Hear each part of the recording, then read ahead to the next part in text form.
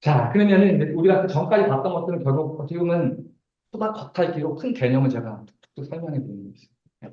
근데 이제 그 개념을 가지고서 이제 과연 좀 더 한 단계 좀 들어가 보죠. 과연 어떤 식으로 우리가 이것들을 디자인을 쓸 수 있을지. 그래서 결국 데이터라고 제가 말씀을 드렸고, 데이터는 사실 굉장히 많은 영역이 있습니다. 그렇죠? 뭐 정말 좀 피상적으로 이야기하면 건축, 뭐 도시, 그렇죠? 레벨에서의 데이터가 있을 수도 있고, 프로덕트 레벨에서의 데이터가 있을 수도 있죠. 예를 들면 뭐 아이폰이라든지 이런 최의자 같은 것도 결국 다 데이터거든요. 그리고 뭐 GIF라든지 도시 데이터, 아니면 여러분들 가장 많이 다루는 지오메트리, 그러니까 기하 데이터, 박스, 그죠? 평면, 라인, 커브, 뭐 트림, 그다음 필렛, 이런 거 기하 데이터.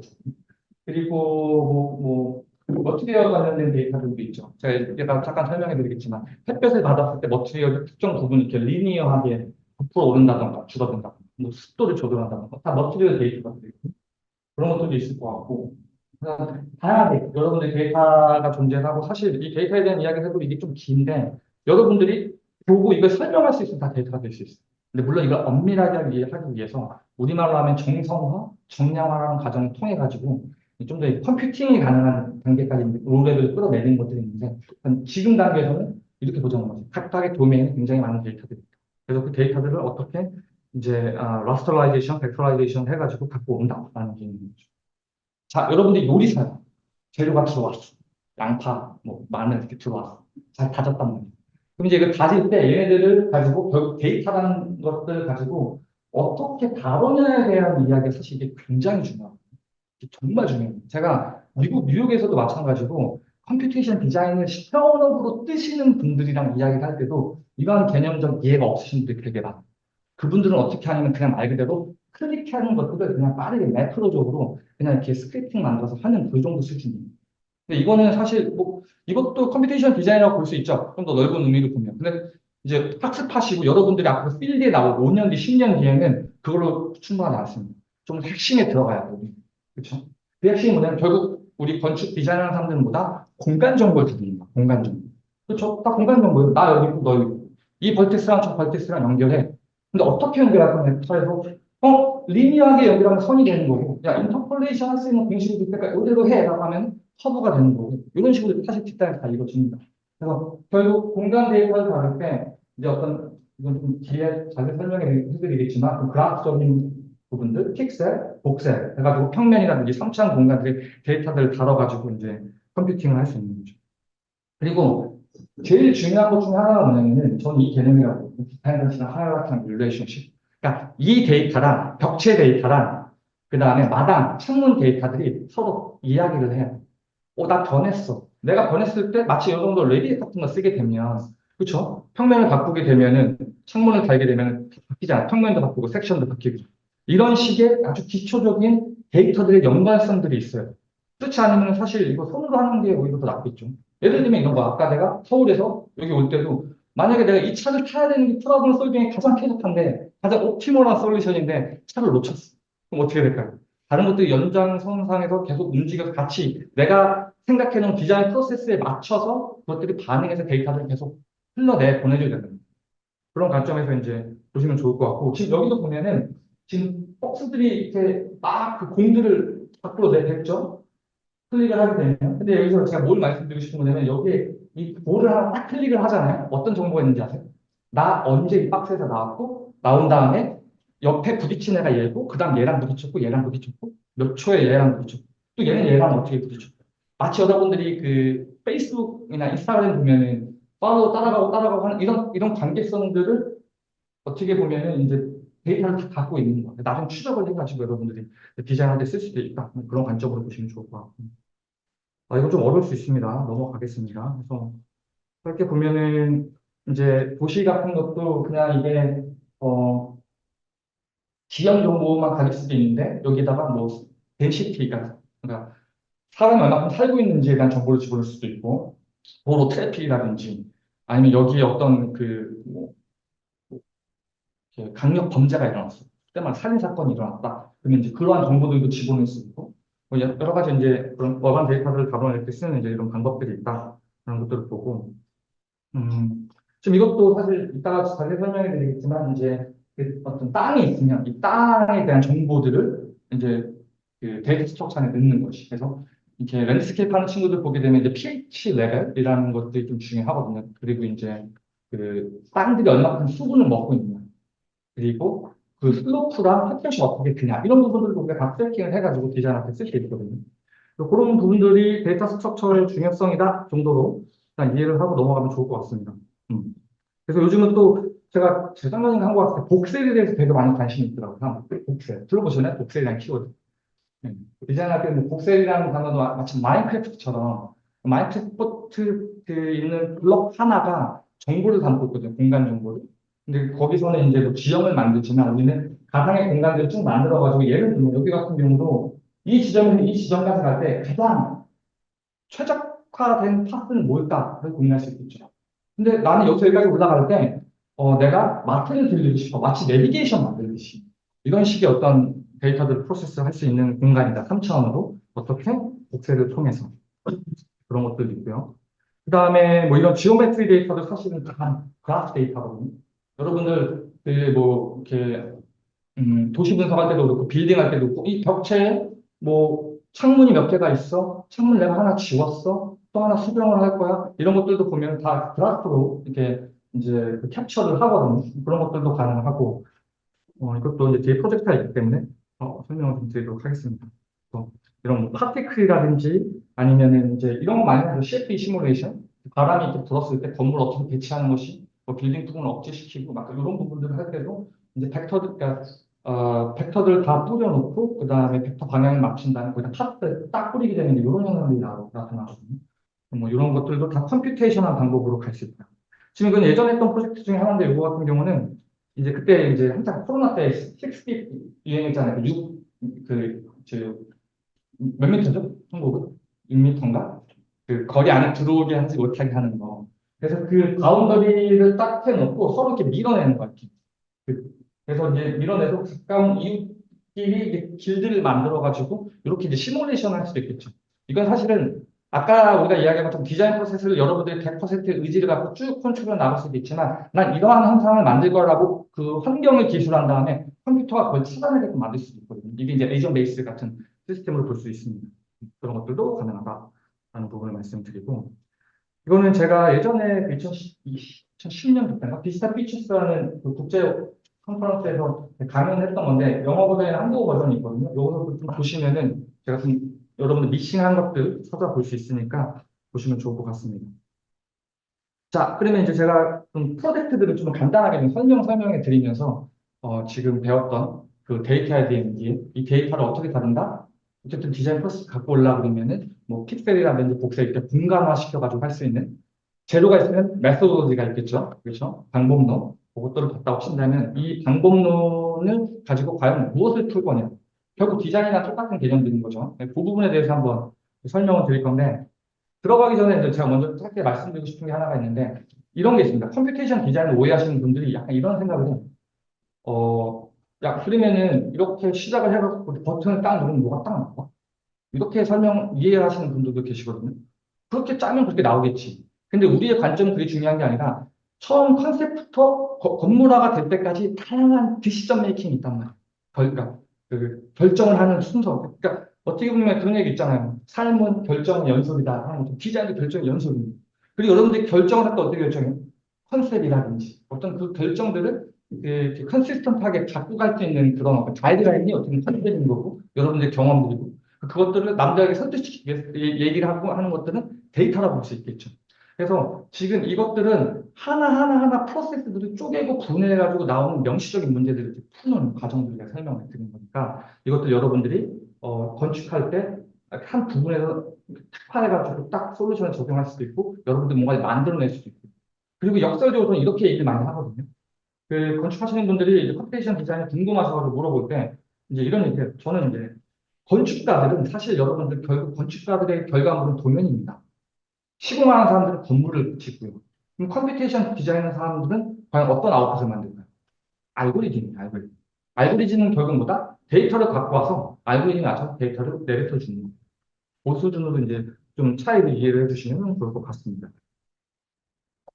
자, 이거는 제가 세 번의 이터레이션, 그러니까 반복을 겪은 건데, 이제 이건 미디어에서 체인지 플레이스, 켄 라프 교수님이랑 같이 처음 시작했던 연구인데, 결국 이제 우리가 도시를 분석할 때 제3 공간이라는 개념이 있거든요. 혹시 들어보셨나요? 제3 공간? third place? 제3 공간은 뭐냐면, 여러분들 제1 공간을 집으로 옵니다. 제2 공간을 뭘로 보냐면, 이제, 직장으로 옵니다. 그래서 집과 직장을 제외한 모든 공간이 서드 플레이스가 될 수 있어요. 커피숍, 제3 공간. 그리고 헬스장, 제3 공간. 노래방, 제3 공간. 또 뭐 있어? 네. 그러니까 독서실도 제3 공간.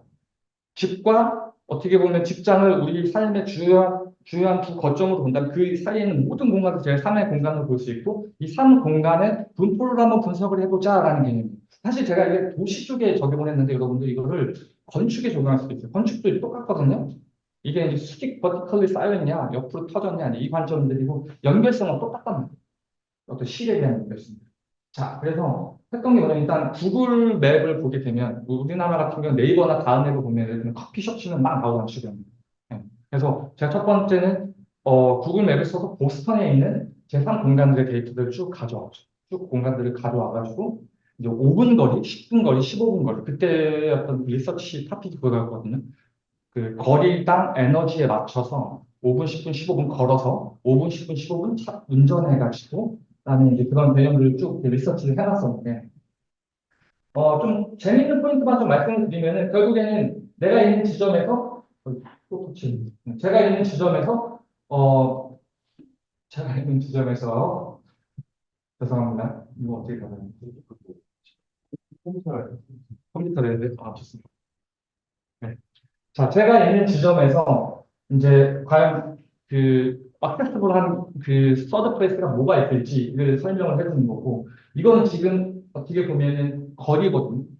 거리, 네트워크 디스턴스, 그다음 유클리디안 디스턴스, 맨하튼 디스턴스 이런 여러 가지 그 디스턴스를 잴 수 있는 코스트 함수들이 있는데 여기서는 가장 우리한테 맞는 거는 그 사람이 비행기 타고 넘어갈 수는 없으니까 길 따라가야 되잖아요. 네트워크 디스턴스 쓰는 게 맞고 써서 이제 작업들을 하는데 중요한 게 뭐냐면 이제 우리는 건축하고 도시를 이해하는 입장에서는 이런 거 있어. 걷고 싶은 거리가 있을 거란 말이에요. 예를 들면 이쪽으로 가면 쇼컷이긴 한데 빨리 가긴 하는데 거기 예를 들면 뭐 공사하고 있어. 아니면은 한 달 전에 살인 사건이 일어나. 그거 가고 싶어요, 여러분들? 가기 싫단 말이야. 그럼 이걸 역설적으로 나는 여기 어떻게 저기까지 가려고 하는데 나는 약간 햇볕이 좀 덜 들었으면 좋겠어. 아니면 이렇게 오르막 내리막이 없었으면 좋겠어. 이런 부분들도 다 데이터화 시켜서 우리가 이제 어떤 알고리즘들을 만드는 거죠. 이건 어떻게 보면 아까 말씀드린 것처럼 연역적인 방법이고요. 그 다음에 이제 귀납적 방법도 있어요. 사람들이 이 길을 많이 가는데 이 길을 많이 가는데 이 데이터를 계속 추적을 해서 제3 공간에 오버래핑을 해보는 거야. 혹시 이게 영향을 미친 건 아닐까? 물론 인과관계는 아닙니다. 인과관계는 아니고 최소한 연관성을 우리가 찾아볼 수 있다. 이런 식으로 어떻게 보면 여러 가지 트라이 앤 에러, 시행착오를 겪으면서 이제 이런 알고리즘들을 만들어 나가는 거죠. 그래서 여기서도 보면은 이제 데이터들을 다 집어넣고 프로파게이션, 백프로파게이션을 거치면서 데이터들이 이제 연결성을 갖고 아까 얘기한 것처럼 나는 커피숍에 들릴 거야 라고 했을 때 최대한 이쪽 파스로 간다던가 뭐 이런 식의 일단 알고리즘들 짜 놓는 것들이 좀. 그래서 지금 이게 사실 비디오가 있거든요. 제가 플레이 하진 않을게요. 시간상 나중에 제가 PDF 드리니까 궁금하신 분들 클릭하면 비디오 나오니까 그렇게 보시면 좋고요. 그래서 이제 이 데이터를 제가 학습을 시켰어요. 인공지능 학습을 시켜서 보스턴의 서드 플레이스의 그 이제 분포도, 상공간의 분포도와 LA, 그 다음에 저는 그 예전 직장이 여러분들 아크지아이트 아시나요? 아크지아이트, 제가 아크지아이트 만든 회사에 일하다 하는데 그 회사가 레드랜드에 있거든요. 레드랜드의 서드 플레이스. 세 개의 공간에 학습을 시킨 거예요. 이렇게 해가지고 공간을 딱 찍으니까 결국엔 세 가지 이제 보면은 작아서 안 보이는데 음, 빨간색이 음식점입니다. 빨간색이 음식점이고, 그 다음에 녹색이 그 교통, 그 다음에 파란색이 유틸리티 관련된 거, 무슨 자파점 팔고 막 이런 것들. 그래서 이런 분포들을 볼 수가 있죠. 그래서 같은 공간인데 딱 찍었을 때 이제 다른 결과들이 나오겠죠. 예를 들면 이제 이게 어떻게 활용될 수 있냐 이런 거지. 내가 홍대 알죠? 홍대 다 가보시죠. 홍대 서드플레이스를 트레이닝을 시켜. 그 다음에 홍대의 특정 거리를 여기 우리 학교 들어오는 요 앞에다가 만들고 싶어라고 했을 때 딱 찍었을 때 되게 차이가 있을 거 아니에요. 그죠? 이 차이를 우리가 약간 인위적으로 좀 유치할 수 있겠지만 그 공간들을 삽입할 수도 있고요. 그렇지 않을까? 제거할 수도 있고. 그뿐만 아니라 이제 이것이 타임 시리즈가 있으면 예측이 가능해. 앞으로 이 공간이 들어올 수 있겠다, 저 공간이 들어올 수 있겠다. 이건 부동산 예측할 때도 많이 쓰이는 거거든요. 우리는 어쨌든 이런 부분, 이런 공간 플러스 건축 같은 경우에 퍼셉션이 중요하다. 공간을 들어오면 느껴야 돼요. 그래서 이런 어떤 그 공간 데이터들을 같이 연관성들을 활용을 하면서 여러분들이 어떤 가설이 있다고 친다면 이 가설을 증명하거나 가설이 좀 이상한데 그래서 다른 데이터들을 갖고 왔고 어떤 그 여러분들만의 그 하나의 알고리즘 시퀀스를 만들어 가는 과정이다라고 이제 보면 좋을 것 같고요. 지금 이거는 이제 스케일이 다르거든요. 왼쪽 같은 경우는 이게 제가 급하게 좀 갖고 오느라고 아마 그 파일에 들어가면 스케일이 있을 텐데 큽니다. 그래서 지금 보면은 특정 값들이 색깔이 확 변하잖아요. 변한단 말이에요. 그럼 그건 계속 확대한 거거든요. 확대해서 다시 인공지능한테 물어보니까 이게 지금 중간 부분들은 이 공간과 이 공간이 같이 있어도 그렇게 문제가 되진 않아. 라고 이제 인터폴레이션이 된 것들이거든요. 그래서 기존에 딱 특된 데이터를 가지고 새롭게 어떤 공간에서 이렇게 투영했을 경우에는 레졸루션을 많이 높일 수 있는 그런 예로도 쓸 수 있습니다. 그래서 지금 이거 같은 경우 제가 건축학회에다가 그다음에 이제 논문으로 기부하는 것들이 있어서 그 링크 있으니까 자세한 거 알고 싶으면 가서 보시면 좋을 것 같고요. 음, 지금 이것도 비슷한 개념입니다. 도시 데이터에서는 뭐 GIS 쪽은 워낙에 이제 그 역사가 있는 것들이기 때문에 사실 도시 쪽, 생태 쪽, 토목 쪽 이쪽이 더 건축보다는 더 잘 받아들이는 거 이런 것들 안타깝지만 제가 학교 다닐 때 교수님이 그런 얘기 했어요. 건축이 농업 다음으로 테크놀로지 어덕션이 약하다. 그러니까 농업이 더 강하다는 거지. 건축이 그렇게 보수적입니다. 그래서 지금은 좀 나아진 것 같긴 한데 어쨌든 간에 여러분들이 좀 시간을 투자해가지고 미래를 좀 준비하면 나중에 취직을 하거나 할 때 확실히 좋은 그 무기가 될 수 있다. 라는 말씀을 드리고 넘어가죠. 이것도 이제 영상이 있는데 그냥 보시면은 좋을 것 같습니다. 그리고 이거는 이제 서울로 어나리시스를 했던 건데 여러분도 아시죠? 서울요라고 해가지고 그 기존의 고가도로를 이제 뭐랄까 그 뉴욕의 그 하이라인처럼 바꿔놓은 건데 이게 이제 오프닝 했을 때랑 제가 그때 미국에서 잘 모르겠는데 어쨌든 특정 시간 동안 옷만 오프닝을 한 걸로 알고 있어서 제가 그 빅데이터를 좀 가져왔었어요. 그래가지고 하이라인이랑 그냥 서울로랑 동일한 시간대부터 동일한 걸 파스를 해가지고 사람들이 사진을 찍고 어떤 키워드를 남겼냐. 그리고 과연 거기에서는 과연 사람들이 느꼈던 퍼셉션을 사진으로 남겨놨지 않습니까? 그래서 사진들을 세멘트 세그멘테이션이라는 개념으로 해서 분석을 하는 그런 기법들이 있거든요. 이런 것들을 통해가지고 또 릴레이션십들을 알아볼 수 있는 거죠. 그래서 사람들이 어떤 스팟을 더 많이 머물렀고, 이 공간에서 사람들이 이런 키워드를 많이 썼구나. 이 스팟은 예를 들면 디자인 안이 있다고 치죠. 그 디자인 안인데도 과연 이게 나왔을까? 이런 것들을 분석할 수도 있고. 그러니까 할 수 있는 아이디어들은 되게 많아요. 우리가 데이터를 접근해서 내가 원하는 대로 쿠킹할 수 있는 능력이 있다면 그렇게 보시면 좋을 것 같습니다. 그래서 이것도 비디오가 있으니까 보시면은 좋고요. 지금 사실 우리가 했던 것들은 다 어떻게 보면 라스터 데이터예요. 라스터 데이터. 이미지 데이터. 사실 인공지능 이미지 프로세싱에 굉장히 특화가 많이 되어 있습니다. 네. 그래서 뭐 이렇게 2012년 스탠포드의 아, 갑자기 그 교수님 이름이 생각이 안 나요. 그분이 이제 엔비디아 최초로 해가지고 개랑 고양이 이미지를 이렇게 한 적이 있거든요. 알파고 나오기 전에, 알파고는 2015년도에 나왔고, 이게 굉장히 임팩트가 큰 논문이었어요. 그래서 딥러닝이 사실 그 전부터 1970년대, 60년대 때 있었는데, 이게 활용이 안 되고 있다가, 그때 엔비디아랑 해서 이미지 프로세싱을 하면서, 지금 여러분들이 느끼고 있는 그 기폭제가 사실 거기가 시발점이거든요. 예. 앤드류 영 교수님이 그 스탠포드에 찾아보시면은 이제 자료들이 많이 나와 있습니다. 어쨌든 이미지 프로세스 특화가 되어 있습니다. 그래서 지금 여러분들 컴퓨테이션 디자인도 결국에는 데이터라고 했고 이런 이미지를 많이 쓰는 것들이 사실 어디서 많이 쓰이냐면 리모트 센싱이라는 개념이 있어요. 들어보셨나요? 리모트 센싱? 아마 다 아실 거예요. 우리가 이렇게 그 찍잖아요. 사진 이렇게 하늘에 별 같은 것도 찍고 그 다음에 북한 같은 거 비행기 정찰 비행기 띄워서 사진 찍고 이미지로만 분석을 하는 거거든요. 천문학에서도 되게 많이 쓰이고 색깔의 어떤 파장 분포도 이런 것들. 그래서 건축이라든지 그것도 어떻게 보면 이렇게 퍼셉션을 저장할 때 이미지 데이터로 많이 하게 되고 이것도 제가 이제 예전에 트레이닝 했던 이제 모델들이고, 뭐 이런 겁니다. 뭐 뻔한 거지. 뭐. 대단한 건 아니고. 그냥, 이제 여기서도 마찬가지고, 제가, LA랑 보스턴이랑 한국이랑 중국이랑 같이 트레이닝을 시켰을 거예요. 그래서 그 모델들을 맞춰서 이렇게 도시의 그림을 그리면 그 그림이 과연 어떻게 나올 것인가에 대한 어떻게 보면 좀 되게 일차원적인 거여서 뭐 그냥 소개를 드리고 비디오가 있으니까 보시면 좋을 것 같습니다. 자, 아까 말씀드린 그 네트워크 어나리시스 관련된 것도 사실은 제가 이제 툴을 하나 만들었는데 그 우정현 박사님이라고 이제 도시 쪽으로 하신 분이 계신데 같이 이렇게 네트워크 어나리시스 툴을 만들었는데 이게 좀 디자인적으로 어떻게 활용할 수 있을까 건물적인 부분도 통용이 가능하다고 제가 말씀드렸죠. 그래서 여기 여기 왼쪽 같은 경우는 건물이거든요. 예를 들면 뭐 피난도로 같은 걸 계산을 한다던가 아니면은 내가 어쨌든 이 디시전 메이킹을 내렸을 때 이것들이 과연 내가 생각하는 컨셉에 얼마큼 가까이 갈 수 있는지 없는지를 체킹을 해주는 거예요. 어떻게 보면은 내가 디자인을 할 때 이런 에이전트들이 옆에서 계속 설명을 해줄 수 있겠죠. 이거는 좋은 액션입니다. 이건 그렇지 않은 액션입니다. 어떻게 내가 정의해 놓은 길 알고리즘을 가지고 뭐 그런 것들도 가능하다라고 이제 볼 수 있고요. 이 프로젝트는 이제 싱가포르에 있었던 프로젝트인데 점점 우리가 도시 데이터에서 건물 데이터로 점점 스케일 다운하고 내려오고 있어요.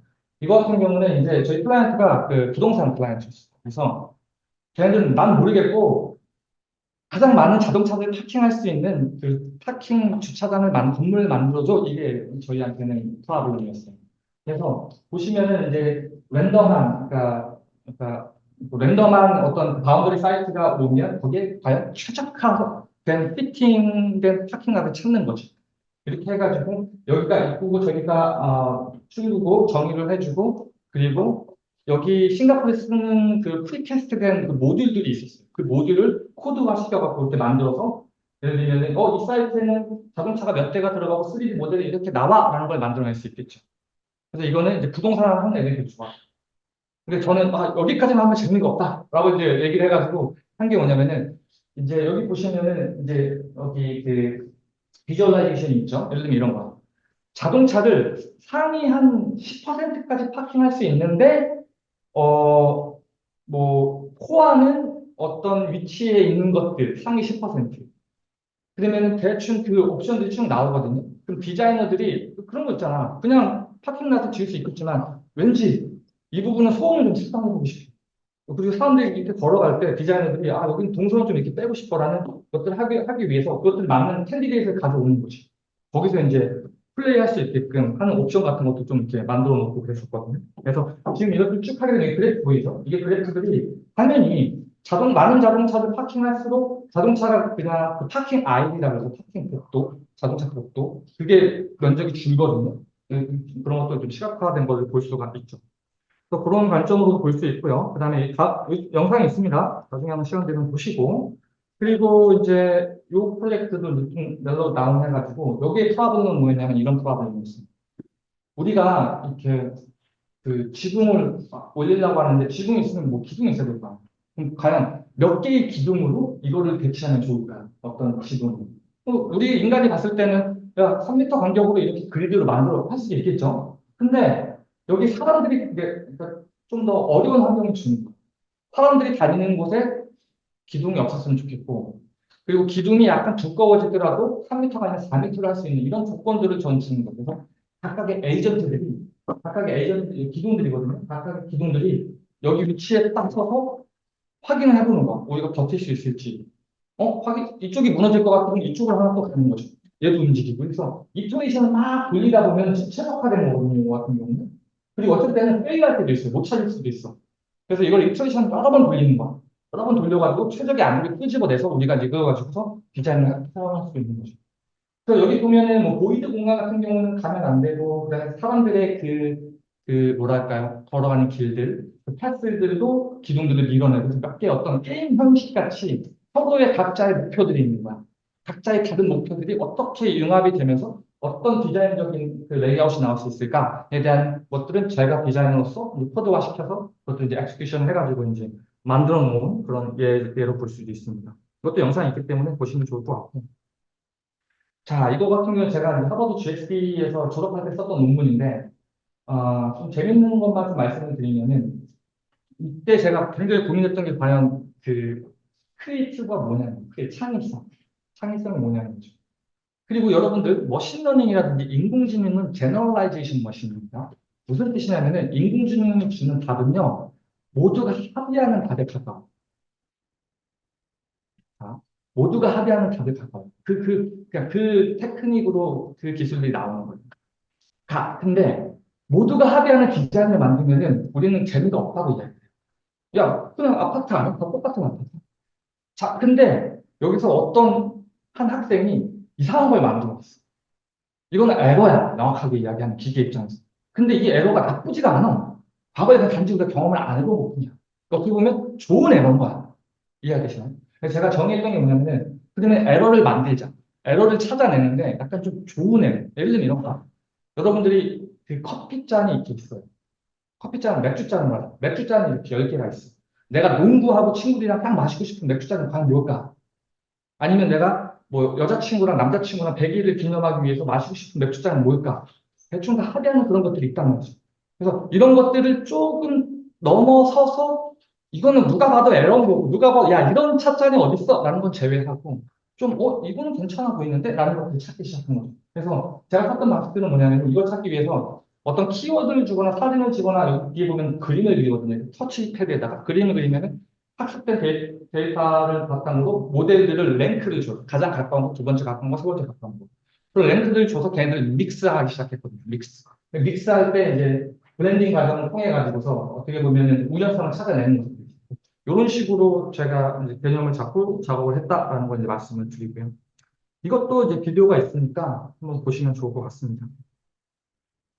자, 그 다음에 이제 또 점점 내려왔어요. 여러분들이 좀 관심 있어 하는 지오메트리 데이터에 왔어요. 지오메트리. 지오메트리 데이터는 제가 계속 말씀드리지만 이게 어려운 게 아닙니다. 벡터 하면 여러분들 수능이랑 수학 문제 풀이로 생각을 하는데 벡터는 이제 컴퓨테이션 디자이너가 되려면 벡터를 어떻게 생각해야 되냐면 상상의 도구로 생각을 해요. 자, 눈을 감으세요. 2,0 하면 어디 있는지 대충 보이죠? 좌표가 여러분 머리 안에 있을 거야. 최소한 라이노라든지 스케치가 1년 이상 썼으면. 그죠? 그래서 내가 뭐 2,0에서 뭐 4,5로 올려줘. 하면 대충 보이죠? 예. 중간점은 어떻게 잡을 거고, 이것들에 대한 다 프로덕트라든지 클러스 프로덕트가 여러 가지 전문 용어가 있지만 결국에는 이것들은 벡터들을 가지고 제3의 데이터를 끄집어내는 거거든요. 이게 있는지 모르겠다. 오케이. 갖고 하나 슬라이드. 사실 제가 건축학교 학생들한테 가장 이제 제일 중요하게 여기는 게 뭐냐면 이 벡터로 모든 걸 기술할 수 있어요. 그러니까 어렵지 않아. 한 세 가지 숫자야. 이 차원만 낮추면은 그냥 이 차원으로 할 수 있어요. 그냥 숫자 두 개, x, y 끝. 이 두 개의 연관성. 그래서 이거는 이제 우리가 리얼이라는 약자에 있어서 그 숫자가 리얼 숫자잖아요. 그래서 이제 R1, R2, R3 스페이스 해가지고 거기 어떻게 퍼지션 되고 이 벡터 데이터가 이 지오메트리 데이터가 지금 여러분들이 이 공간을 생각한다면 벽체가 있고요. 그다음에 바닥이 있고 천장이 있다고 친다면 결국에는 벡터로 이걸 다 기술이 될 텐데 걔네들이 어떤 식으로 이동되고 어떻게 어떤 가공을 할 수 있고 어떤 건 불가능하고 이걸 하기 위해서 어떻게 프로젝션을 해야 되고 하는 문법이 있어요. 문법이 어렵지 않아요. 되게 단순한 문법들이 있는데 이것들을 약간 문제풀이보다도 우리가 지오메트리 컨트롤 할 때 좀 더 쓰게 되면 도움이 많이 될 수 있다라는 걸 이야기해드리는 거고. 그리고 이제 벡터가 그러면 벡터가 두 개가 모여서 얘를 연결하는 선이 되죠. 그렇죠? 그리고 얘를 선을 무수하게 연결하면 면이 되고요. 그다음에 이 면들을 이렇게 입방치로 만들면은 라인 같은 경우는 비랩이라고 하고 바운더리 레프레젠테이션이라고 해서 이걸 메쉬로도 쪼갤 수도 있고. 이게 면에서 그러니까 오브젝트에서 면으로 선으로 포인트로 데이터가 뒤로 갈 수 있고요. 선에서 다시 위로 올라올 수도 있고 왔다 갔다 갔다 하면서 여러분들이 이제 어떻게 보면 데이터를 쿠킹 해가지고 지오메트리를 만들어내는 과정입니다. 사실 이게 되게 중요한데 좀 어려울 수 있습니다. 왜냐면 이제 우리는 약간 이런 식으로 툴을 활용 안 했기 때문에.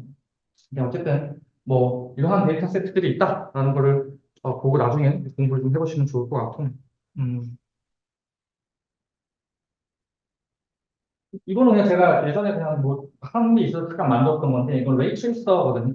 빛이 들어오게 되면 빛이 바운스를 하겠죠. 그래서 바운스 되는 그 각도 마치 이렇게 만약에 그냥 유리로만 이루어진 집이라고 친다면 100% 난반사가 일어나지 않고 빛을 반사한다고 친다면 그냥 몇 번의 바운스로 이 공간들을 저갈 수 있을까? 근데 이건 사실 뷰어빌리티 체크할 때도 되게 많이 쓰고 건물들 같은 경우에 외관 같은 거 볼 때 보면은 이렇게 예전에 좀 모르겠어요. 한국인지 모르겠는데 유리 같은 것들 리플렉션 심하면은 막 그런 것들 이렇게 하는 거 있어요. 운전자를 보호하고 그런 거 할 때도 많이 쓰는 이제 그런 알고리즘 같은 것들하고 보면 좋을 것 같고요. 넘어가 보죠. 근데 이거는 한번 보고 가죠. 이거는 한번 보고 가면 좋겠다. 잠깐만요. 음.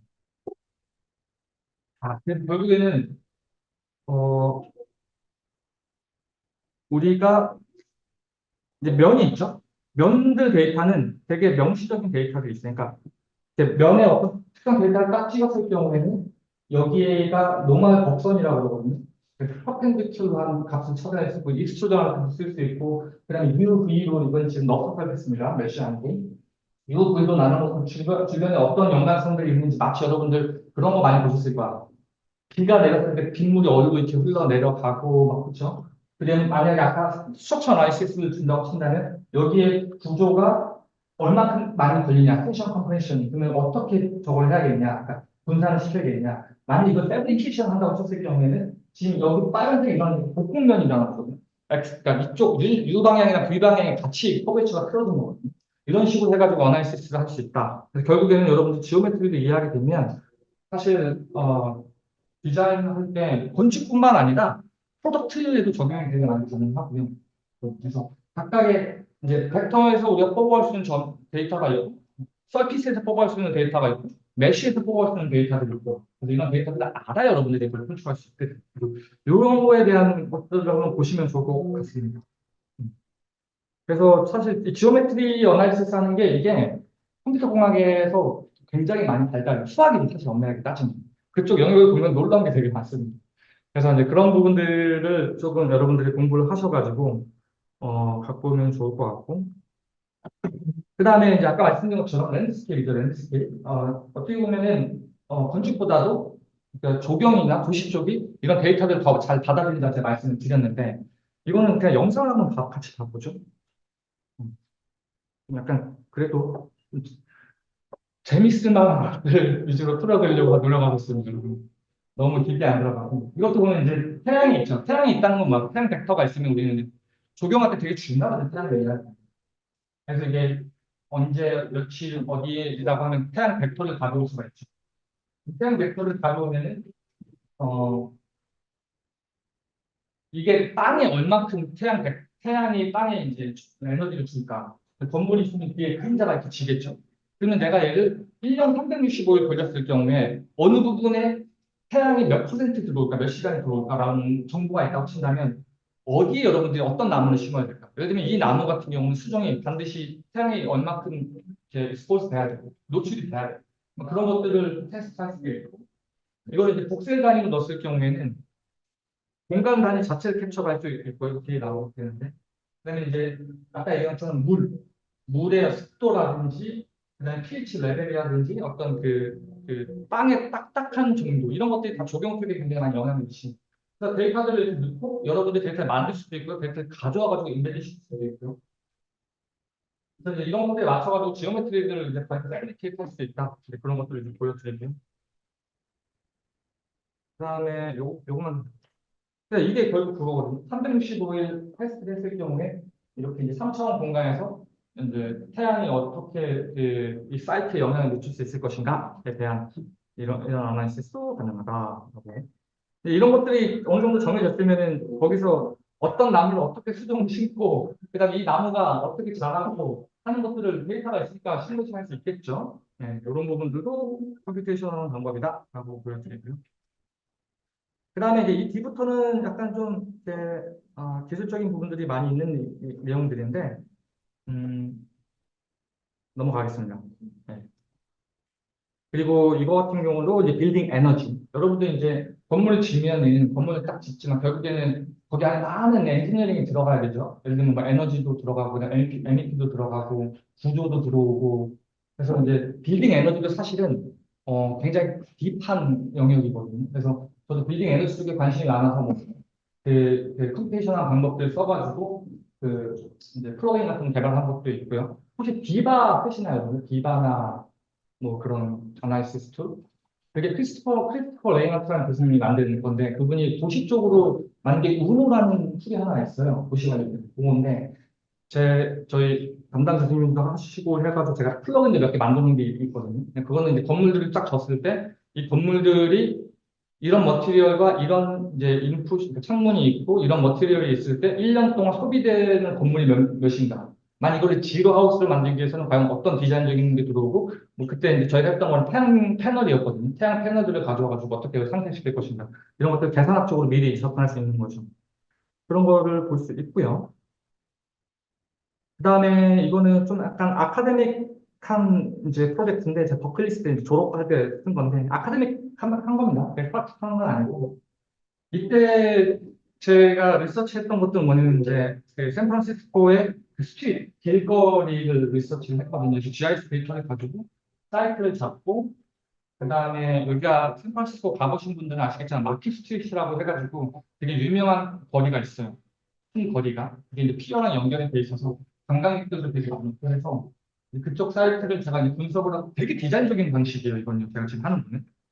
그래서 이렇게 플로우를 잡고 그다음에 거기에 맞춰가지고 장소들을 집어넣고 이렇게 파티클 시뮬레이션을 통해 가지고 이제 어느 부분이 되게 스테릭하냐 어떤 부분이 되게 다이나믹하냐 하는 그런 플로우들을 찾아서 이제 분간을 시켜보면 어떨까라는 그런 학습적인 마인드로 예전에 했던 작업들인데, 이것도 사실 내가 어떻게 그러니까 파트는 무조건 디자인이라든지 거기에 드리블이 되겠죠. 거기서 가져와가지고 이런 결과들이 나오는 게 딱 달라지는. 어쨌든 파트들이 나와서 저는 스트릭 그 어떤 그 리본 같은 스테이블을 가지고 이게 광화문 알고리즘 짰어요. 광화문이라든지 암스테르담 여기는 샌프란시스코에 만약에 그 알고리즘이 적용됐을 때 가장 작은 스케일, 그다음에 미디움 사이즈, 그다음에 라지 사이즈 해가지고 이제 연결되는 이제 이런 식의 아카데믹 그 리서치를 했던 프로젝트인데, 어떻게 보면 이런 게 좀 더 재밌었을지 모르겠네요. 그래서 이게 데이터도 있을 거 아니야. 어디 사람들이 들어오고 나가고 이 공간은 무슨 공간이고, 그래서 이런 것도 트레이닝을 하고, 그다음에 이 공간과 이 공간 연결하고 싶어. 라고 했을 때는 이제 이렇게 될 수 있고. 그다음에 아까 제가 말씀드렸듯이 제가 스케일이 세 개가 있었거든요. 제일 큰 스케일, 메가 스케일이 있고, 그다음에 미디움 사이즈가 있고, 그다음에 스몰 사이즈가 있는데, 중요한 게 뭐냐면은, 이제 여기서 제가 그 1월 달부터 6월 달까지 태양이 가장 짧을 때랑 길 때까지 해가지고 시뮬레이션을 돌려서 태양이 가장 많이 비치는 쪽에는 어떤 트리먼트가 들어가고 어떤 게 들어가고 해서 스케일 두 번째랑 첫 번째는 그 데이터에 의존해가지고 한 거였거든요. 물론 데이터가 여기 지을에서 딱 짓진 않고 왜 짓는지를 이해를 해가지고 거기에 건축가들이 개입을 해가지고 뭔가 해야 하는데 좀 더 너무나 당연한 거죠. 그래서 그런 식으로 이제 시뮬레이션이 된 부분들이 이렇게 쭉 들어갔고요. 네, 좋습니다. 네, 그래서 좀 넘어가고 이게 사실 그 리모트 센싱에 관련된 부분들인데 이미지도 사실 그 풀 오브 데이터, 그러니까 데이터들이 되게 많아요. 그래서 그 이미지 데이터를 어떻게 프로세스를 하고 그 컬러 스페이스가 있거든요. RGB라든지 뭐 CMYK 이렇게 스페이스거든요. 그 스페이스에 맞춰가지고서 데이터를 분석하고 하는 기법들이 있는데, 좀 그런 것들이 있다라는 걸 이제 설명해 드리고요. 그 다음에, 비슷한 것들이어서 넘어가겠습니다. 머신러닝 관련된 것들이고, 이거는, 이제 제가 예전에 만들었던 플러그인인데, 이제 어떤 지오메트리를 갖고 오게 되면 지오메트리를 얇은 이제 리본 스트립으로 만들어서 그 패브리케이션 하는 거거든요. 스트립이거든요. 그래서 결국에는 우리가 다 삼각형으로 패널라이징 하는 게 되게 좋아요. 그래서 이렇게 오브젝트를 가져오면은 걔네들을 이렇게 스트립으로 잘라가지고 어 그것도 다 이제 컴퓨테이션한 어프로치라고 보고 이제 일반적인 사람들이 이런 걸 많이 보죠. 패브리케이션 할 때 컴퓨테이션 네, 그런 속도가 가능하다. 그래서 이렇게 레이아웃으로 쭉 붙여놓고 중요한 게 여러분들 이렇게 언폴드 시켰을 경우에 다시 만들어야 되잖아. 그러려면 이렇게 면과 면이 붙을 때 탭이 있어야 되거든요. 이런 탭 같은 것들도 이제 자동으로 저희가 그때 그 학교 레이저 커터에 맞춰가지고서 이렇게 했던 것들도 많아가지고 이거 같은 경우는 제가 슬라이싱을 쫙 슬라이싱을 해가지고 그냥 붙여놓는 그런 패브리케이션 할 때도 쓸 수가 있고요. 그리고 지금 그 인그레이브 하는 거랑 커팅이랑 다르게 이제 돼야겠죠. 뭐 그런 부분들도 이제 여러분들이 조금 흥미를 가질 수 있을 것 같아서 제가 좀 보여드리고. 그래서 결국에는 이렇게 갖고 와서 자르고 그다음에 이렇게 프로퍼레이션까지 내가지고 거기 나중에 스피치 할때 이제 쓸 수 있는 거거든요. 그래서 이제 베이크를 뜨고 그다음에 레이저 커터실로 달려가가지고 레이저 커팅하면 이런 게 나옵니다. 그래서 이렇게 이제 패브리케이션이 됐던 결과물을 볼 수가 있죠. 이런 것들도 가능하고요. 패브리케이션을 많이 쓰죠. 그 다음에 이제 이건 약간 좀 되게 사이언티픽한 그러니까 좀 과학적인 디자인적 어프로치 말고요. 좀 과학적인 어프로치인데 이때 제가 이제 그 저희 학교 옆에 큰 재단이 하나 있었어요. 그래서 이제 그 바이오로지 뭐 이렇게 해가지고 하는 게 있었었는데 어떤 특정 머티리얼 연구했는데 그 머티리얼이 이제 아까 말씀드린 것처럼 태양이 들어왔을 때 이렇게 스웨어 되고 그 다음에 이제 태양이 없어지면 빛이 없어지면 다시 이렇게 줄어드는 이런 머티리얼을 갖고 저희가 실험을 했어요. 실험. 왼쪽 보니까 물에 어느 정도 담가놓고 이제 이게 몇 시간 있으니까 얼마큼 부풀어 오르더라. 그럼 부풀어 오르다가 이게 깨지는 거야. 크랙 나는 거야.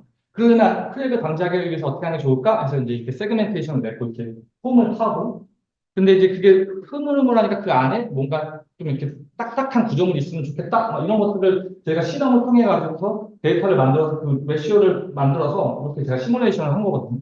그것도 이제 벡터를 갖고 하면 되겠지. 그래서 얘네들이 지금 보시면 늘어났을 때 밑에 그림자가 생기는 거 보이죠? 요거를 퍼센테이지로 나눠가지고 과연 시간이 몇 시가 들어왔을 때 얼마큼의 입사각이 됐는지 안 됐는지를 이것도 컴퓨테이션한 방법으로 확인해 볼 수 있다라는 거고.